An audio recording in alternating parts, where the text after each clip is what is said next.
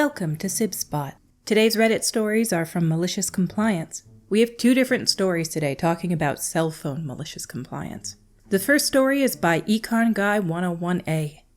Mid-2000s company-issued cell phone malicious compliance.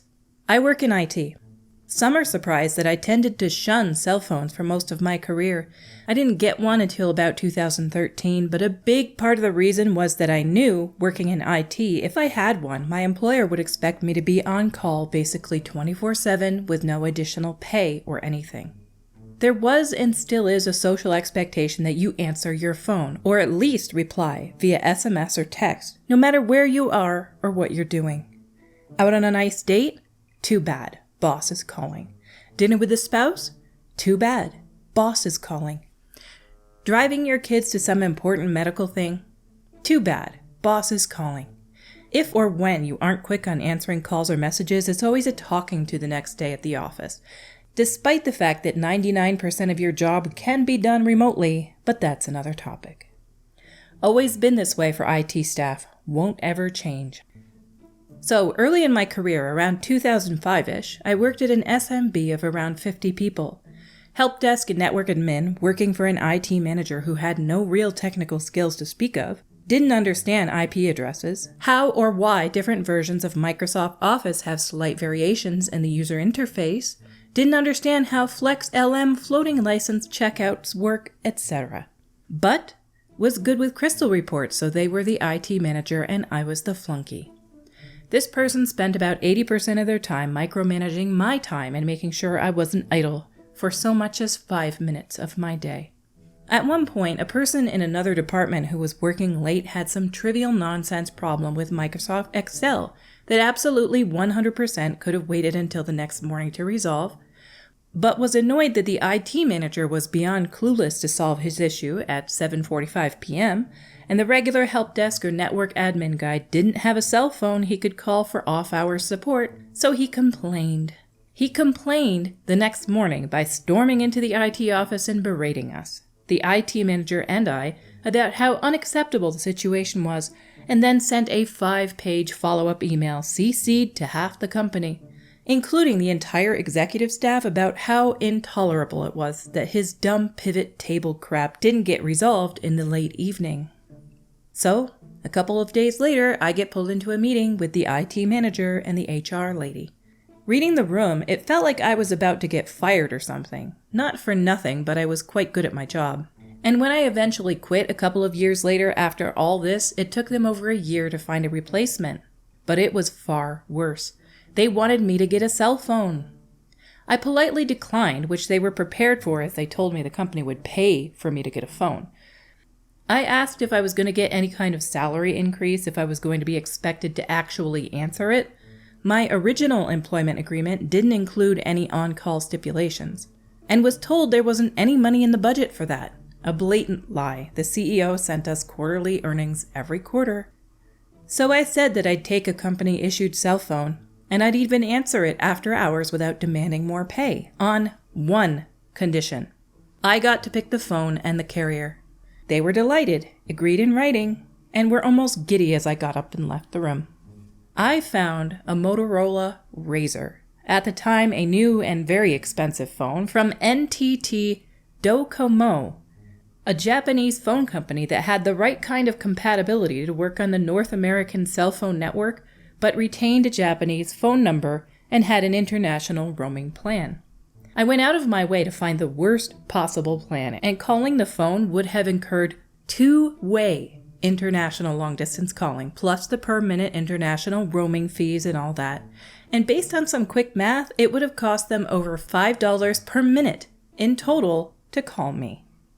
A day or two after the meeting with my boss and the HR lady, I requested the follow-up and presented the phone and plan I had picked out. It was clear from the body language that they couldn't tell if I was kidding or not. The HR lady finally realized I was dead serious and asked why I picked something so expensive. I said with complete honesty, I find it almost offensive that you want me to be theoretically on call for an unlimited amount of time outside of the office, potentially disrupting literally everything I do outside of work hours, but weren't willing to offer me even 1 penny in compensation. Well, if someone wants to call me for support after hours, somebody somewhere is going to pay for that call, one way or another. They thanked me, said they'd get back to me about it later. The topic of me getting a company cell phone was never brought up again. So they basically, at the second meeting, said that they're not going to get that phone for you, and you're not on call for them anymore. But down in the comments by One-Eyed Carrot, he's quoting the OP, somebody somewhere is going to pay, one way or another. What a power move. I love it. You either pay me more or you're going to pay this cell phone company a large amount of money.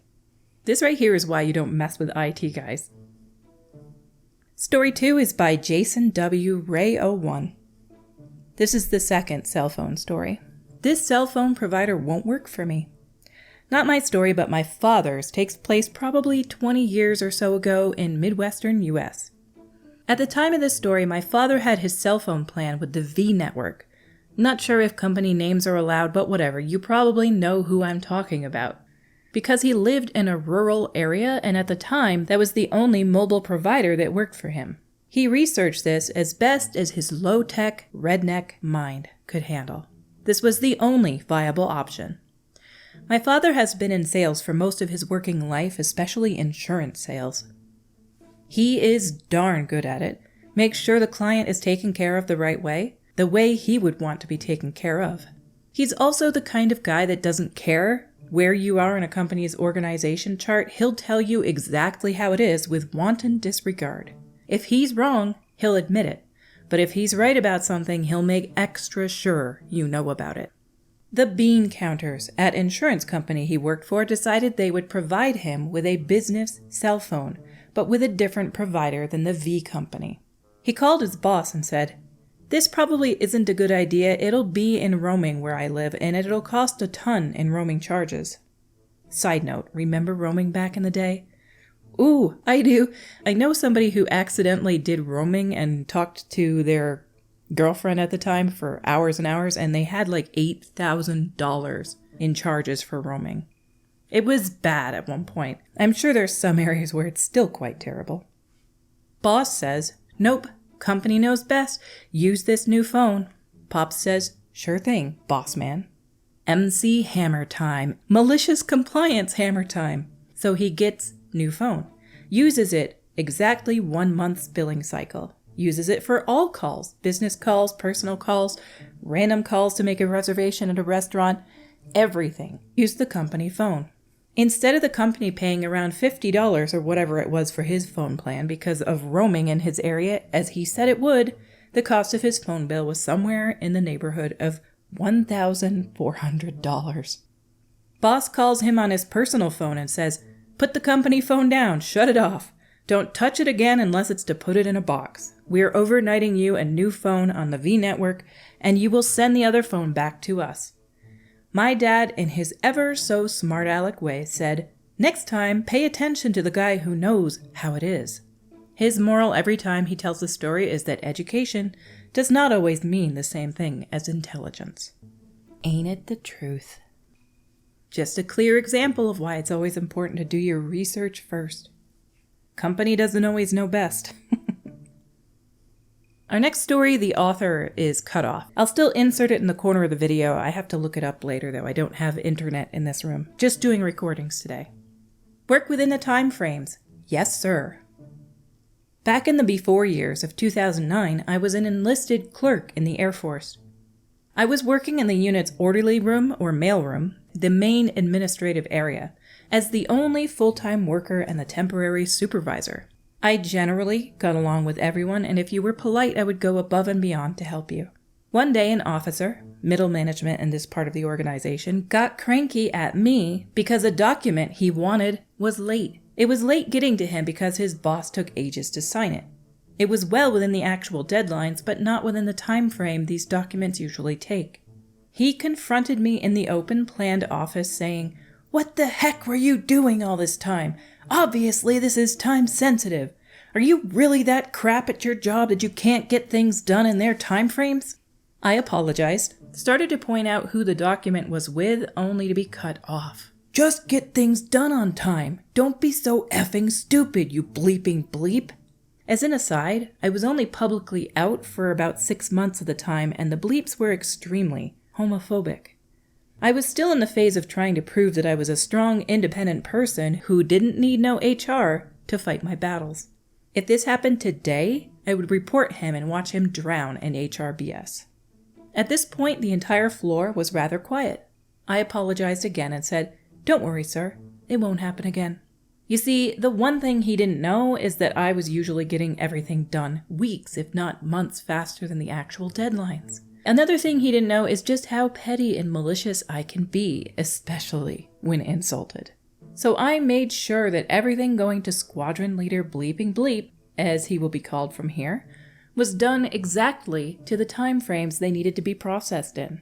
What this effectively did was make sure that absolutely no paperwork made its way to his desk for the next few weeks. He did come around every now and then to check on some paperwork, and I always said the same thing. I'm tracking the process of that, and it has X number of weeks left to be processed. As such, it's not a priority right now. Another quick aside, my boss knew what happened and was fully on board with what I was doing. At one point, when I was out on the mail run delivering paperwork to all his coworkers, I overheard this snippet of a conversation. "Nice, officer. Man, your work has been rather quiet lately. What's happening?" Squadron Leader Bleeping Bleep. "I don't know. Every time I follow something up, he just says that it's not a priority right now." Nice, officer. "Wait, really? But OP gets things done instantly." "Oh, wait, you were talking to OP a couple of weeks ago?" Squadron Leader Bleeping Bleep. "Well?" Nice, officer. "Oh man, you done effed up." Unfortunately, I had to move on at this point, so I couldn't overhear anymore. About a week after that, Squadron Leader Bleeping Bleep came around to follow up on something else, and I gave him the usual response. He then did something I wasn't expecting. He apologized to me. He said that he was sorry for how he treated me, and he realized that he might have been out of line. At this point, I said, "Apology accepted, but before you go," and started pulling out paperwork from my tray, handing it to him one at a time. "This is all good to go. You just need to sign. This needs a decision and sent to either A or B, depending on the choice. This needs..." Well, you get the idea. His eyes went wide upon seeing the stack of paperwork. The last thing he didn't realize about me, I take my job seriously. Just because he was being an a-hole didn't mean I was going to make the rest of his office suffer.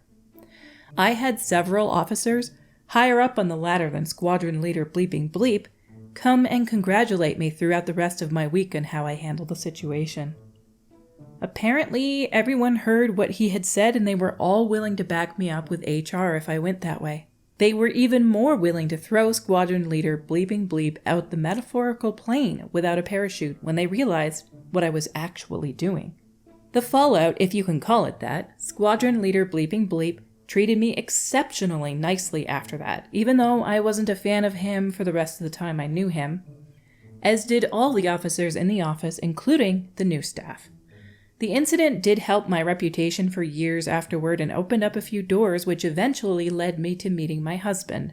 So I guess I came out the winner, in the end. OP, you were never the loser in this entire situation. Well done, sir. Our stories for today have come to a close.